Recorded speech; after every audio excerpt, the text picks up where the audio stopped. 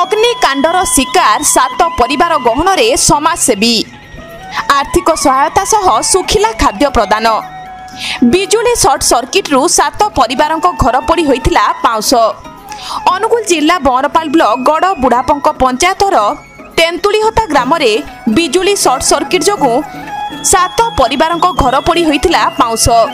अग्निकांडरे सर्वस्व हराइथिबा परिवार निकटरे समाजसेवी श्री गंगाधर सामल, अनुकूल बिजु जनता दलर युव नेता अरुणाभ सिंह, पूर्वतन सरपंच उत्सव देहुरी पहुंची ग्रामर क्षयक्षति घटिथिबा परिवार गुड़िक हेले धीरेन नायक, चरण नायक, प्रदीप नायक, अनी नायक, पिंटू नायक, दीपू नायक और कल्याण नायक।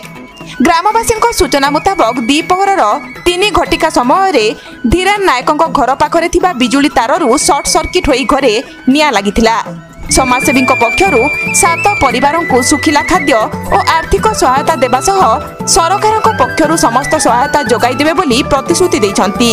समाजसेवी पदक्षेप को ग्रामवासी पक्षरु कृतज्ञता जणाइछंती। समाजसेवी गंगाधर सामल, आमर बीजेडी युव नेता अरुणाभ सिंह एवं पूर्वतन सरपंच बुढ़ापंक उत्सव देउरी आसी घर पोड़ी वाला जो सुखिला खाद्य गंगाधर किसी आर्थिक साहाय्य भी देइचंदी, तेणु से कृतज्ञता ज्ञापन करूँ। सरकारी तरफ प्रतिश्रुति देइचंदी, सरकारी तरफ जहाँ आमको साहाय्य सहयोग मिल पार एम सब प्रकार से साहाय्य सहयोग केते परिवार क्षति होइजंदी?